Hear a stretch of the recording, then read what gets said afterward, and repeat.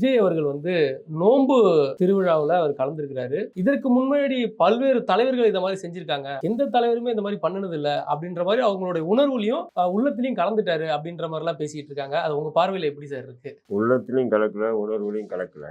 உள்ளத்திலையும் உணர்விலையும் கலக்கிற மாதிரி இருந்ததுன்னு சொன்னா, அவர் முதல்ல திரைப்படங்களில் முஸ்லிம்களை தீவிரவாதிகளாக, பயங்கரவாதிகளாக, சமூக விரோதிகளாக சித்தரித்து எடுத்த திரைப்படங்களுக்காக இந்த சமூகத்துக்கிட்ட அவர் ஒரு மன்னிப்பு கேட்டிருந்தாருன்னா போதும், மண்டிட்டு உட்கார வேண்டியது இருந்திருக்காரு. ஆனா அதையே கேட்க தயாரா இல்லாத போது விஜய் சமூக கண்ணோட்டத்தோட நம்ம அவங்கள பார்க்க முடியாது. ஏதோ அவனுக்காக இப்ப திமுக இருக்கிறவங்க சமூக கண்ணோட்டத்திலேயே இருக்க மாட்டான். அதிமுக இருக்கவன் எதுக்காக இருக்கான்? அதுக்கு தான் இருக்கான். காங்கிரஸ்ல இருக்கவன் எதுக்காக இருக்கான்? விடுதலை எதுக்காக இருக்கான்? யாருக்குமே இந்த சமூக கண்ணோட்டம்லாம் இல்லை.